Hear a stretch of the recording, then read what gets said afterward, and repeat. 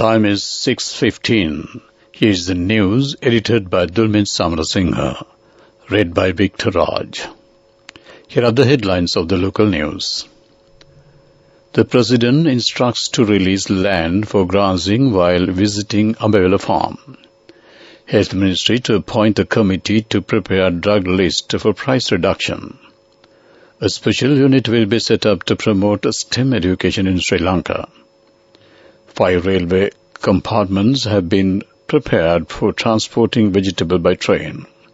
Foreign news, Chinese hospitals, funeral homes, extremely busy as COVID spreads unchecked. Sports news, Sri Lanka cricket has hired a new physiotherapist. Local news in detail. President Ranil Wickremesinghe instructed the Nuwara District Secretary and Commissioner to immediately provide 30 acres of abandoned land adjacent to the Ambevela farm to them and provide the necessary facilities to develop it as grazing land to meet the food requirement of the dairy cows. President Ranil Wickremesinghe issued these instructions yesterday during an observation tour of the United Dairies Lanka Private Limited, which belongs to the Ambevela Farm Group. The President commended the systematic growth achieved by the Ambevela Farm in the dairy production industry, adding that it has set an example for other dairy farms as well. The President also instructed to open this farm for research activities for university students in the country to gain experience in the dairy farming field. General Manager of the Ambevela Farm Group, Sarath Bandara, said that the Ambevela Farm is the main center in Sri Lanka as well as in South Asia, which can boast of the highest technical application in dairy production and farming technology. Presently, there are about 1,000 dairy cows at the Ambevela Farm. All activities such as maintaining the dairy cows, providing necessary fodder, weighing, diagnosing disease and separating them from others are done through an automated system. The cows are milked thrice a day and 40,000 liters of liquid milk is supplied to the market daily. Health Minister Keheli Rambukwal had instructed the ministry to appoint a committee to prepare a list of drugs to consider a price reduction. GMOA spokesman Dr. Chamil Vijayasinghe said the minister had given the instructions during a discussion held with the GMOA. The government allowed an increase in the price of medicines by 100% to 80% on 2 occasions. Following the Health Ministry's advice, Minister Keheli said there are about 1,300 medicine brands used in the country, but only 100 medicines came under price control. The price of the remaining medicines have gone up by 600%, which is not affordable. Dr. Vijayasinghe said the GMOA had introduced a mechanism to reduce the prices. Meanwhile, participating in a press briefing, Health Minister said there are 14 most essential medicines in the country. He admitted that there is limitation on certain drugs. Indian credit line for drug import scheduled to expire in this month. Minister said after meeting Indian High Commissioner, the deadline is extended to another 3 months. Medicine imports will commence immediately after the approval of National Drug Regulatory Authority. State Minister of Education Reform Sushil Premchand says a special unit will be set up to promote STEM education with combination of science, technology, engineering and mathematics next year. The State Minister said that at present 76% of the country's education, both secondary and tertiary, is not based on science or technology. He said until will be set up at the ministry and next year will be dedicated to promoting STEM education. Even arts and commerce subjects will have a science or technology incorporated. Minister Premchand said that the country's education system failed to change after the second industrial revolution and the third industrial revolution in information technology. We need to be prepared for the fourth digital revolution. We have had many syllabus changes, but governments could not bring reforms to the education system. According to a proposal submitted by President Ranil Wickremesinghe, the interim budget presented to the Parliament recently, 5 special compartments have been prepared for transporting vegetable by train by the Railway Department Sales and Marketing Division. Vegetables being loaded at the Nanoya station to the train. As a pilot project, the transportation of vegetables from the Nanoya railway station to Colombo Fort started at 5 p.m. yesterday, and the special train is scheduled to reach Colombo Fort at 12 midnight.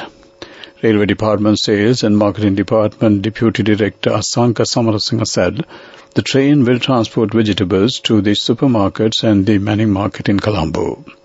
He said this will also save fuel and transporting vegetables and fruits, and that the train will continue to operate from January after the shortcomings are sorted out. Vegetables, flowers and fruits grown in the upcountry areas are expected to be transported by this special train. Besides Nuvarelia, vegetables, fruits and flowers grown in Bandarville and Valimar areas are expected to be transported, and vegetables and fruits delivered for transportation from Nanoya railway station to all railway stations. The station master further said that when the train is running from Colombo Fort to Nanoya, food items will also be carried as well. This news comes to you from the Sri Lanka Broadcasting Corporation. And that concludes the local news. The main news story is brought to you by Siddhalepa Vedamahatmya. The Minister of Foreign Affairs of Sri Lanka and the International Organization for Migration has facilitated the return of 152 Sri Lankans who were among the 302 individuals rescued on seas near Vietnam recently, when a boat capsized off the coast of Vietnam on November 8, 2022. Accordingly, they have been brought back to Sri Lanka through a chartered flight from Ho Chi Minh City, Vietnam yesterday. It is reported that their statements are to be recorded by the Criminal Investigation Department and they will be sent to their homes. That ends main news story. The main news story was brought to you by Siddhalepa Vedamahatmya. Watch Life is brought to you by Let's celebrate Christmas and New Year with CIB, with special gifts, discounts and easy payment schemes available till 31st of December. Come to CIB today. Despite claims to the contrary, the COVID-19 pandemic is not over yet by any yardstick. The coronavirus has surged in China, and many other countries are expecting a fourth or even fifth wave of the disease, perhaps driven by strains resistant to the crop of current vaccines and treatments. Although scientists have been warning for years that governments and health authorities should be prepared to handle a major global pandemic, most countries were simply not ready for COVID-19 when it exploded back in March 2020. This was the primary reason that it has so far taken over 5 million lives worldwide according to the official reports, though the World Health Organization believes that more than 15 million may have perished as many cases were unreported or even misdiagnosed. That ends Watchlight.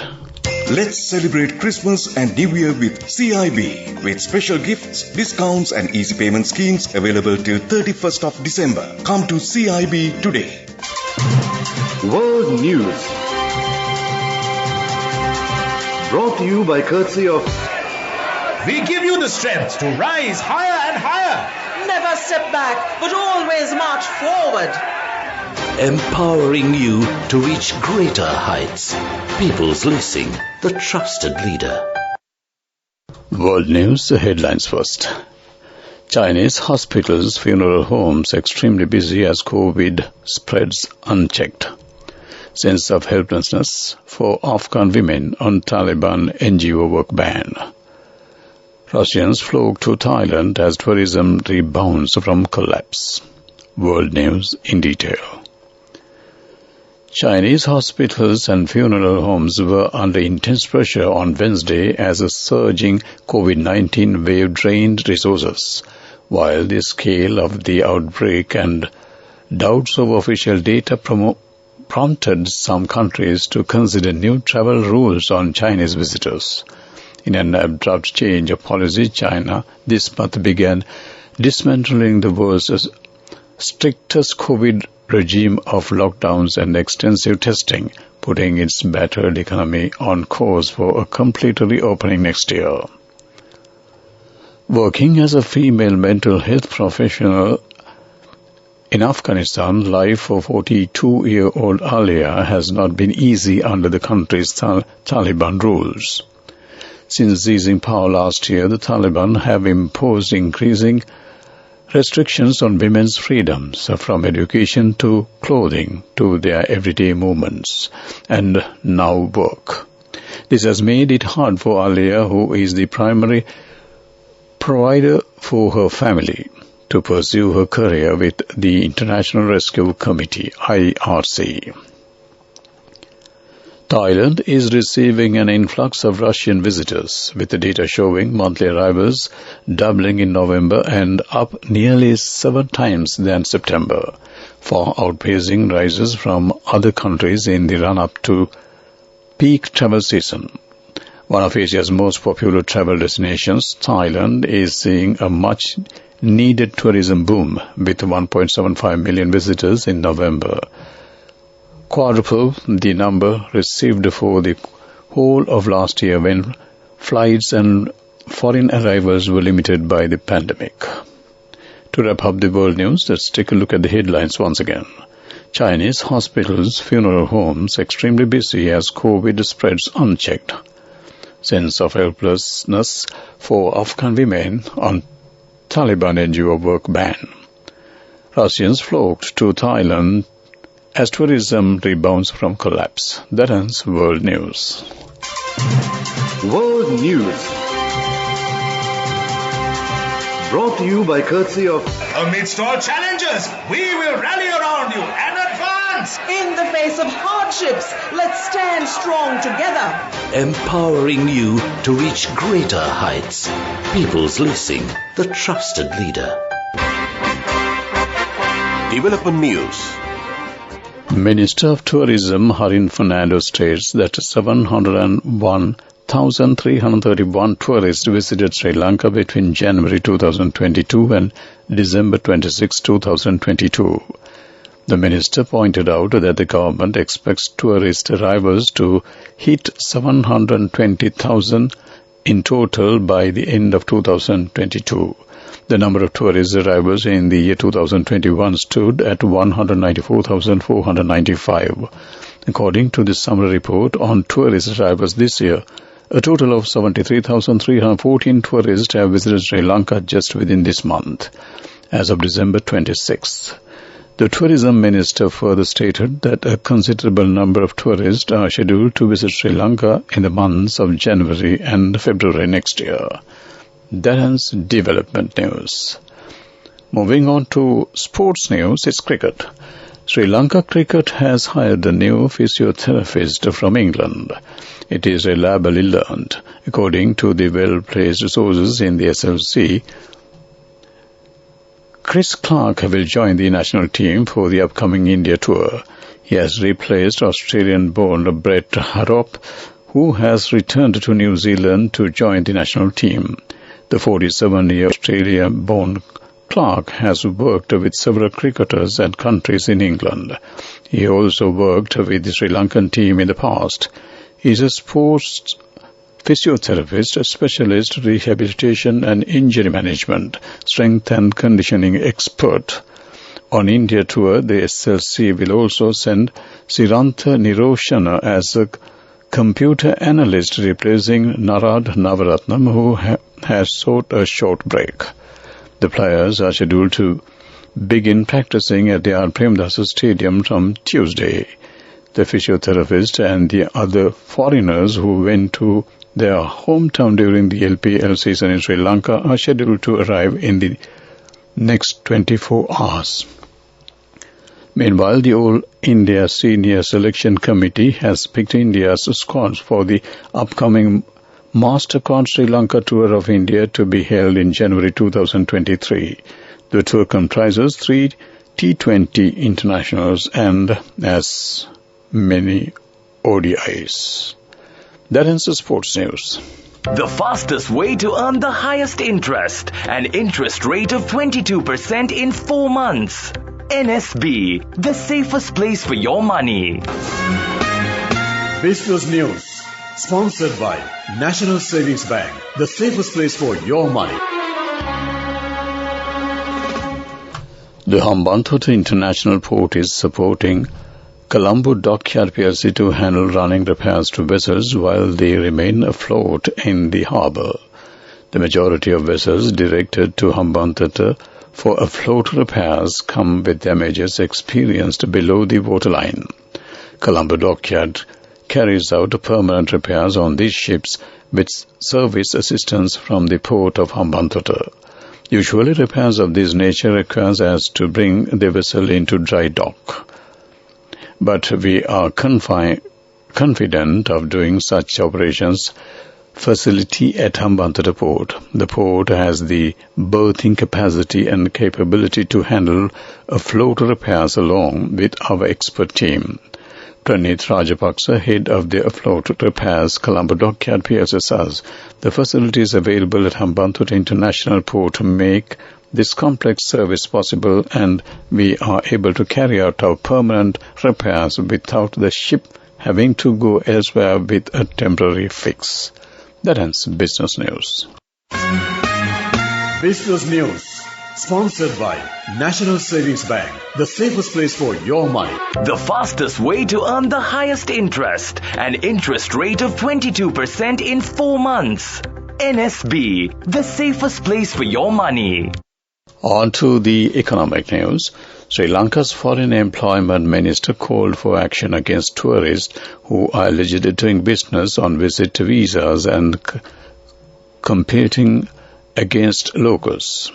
Foreign Employment Minister Manushanana says these people with tourist visas are allegedly engaged in selling various goods to selling drugs as well.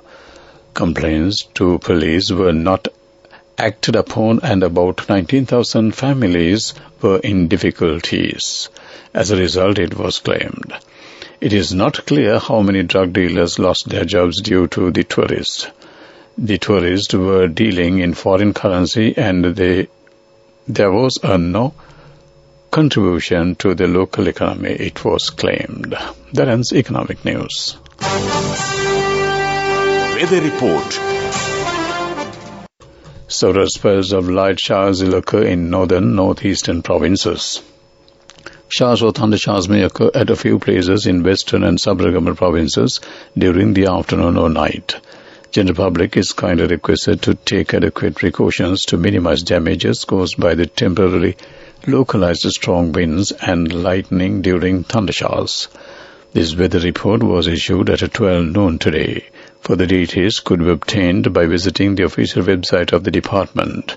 Meanwhile, the International Weather Forecast website AccuWeather.com reports that the day's weather was cloudy.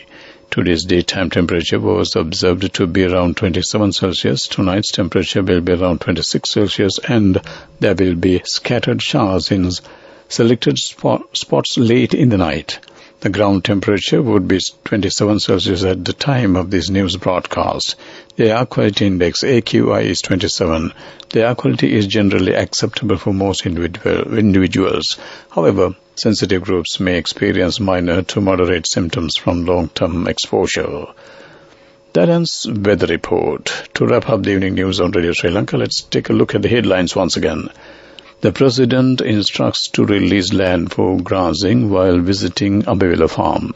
Health Ministry to appoint a committee to prepare drug list for price reduction. A special unit will be set up to promote STEM education in Sri Lanka. 5 railway compartments have been prepared for transporting vegetables by train. Foreign news, Chinese hospitals, funeral homes extremely busy as COVID spreads unchecked. Sports news, Sri Lanka cricket has hired a new physiotherapist from England. With that, we wrap up the evening news on Radio Sri Lanka.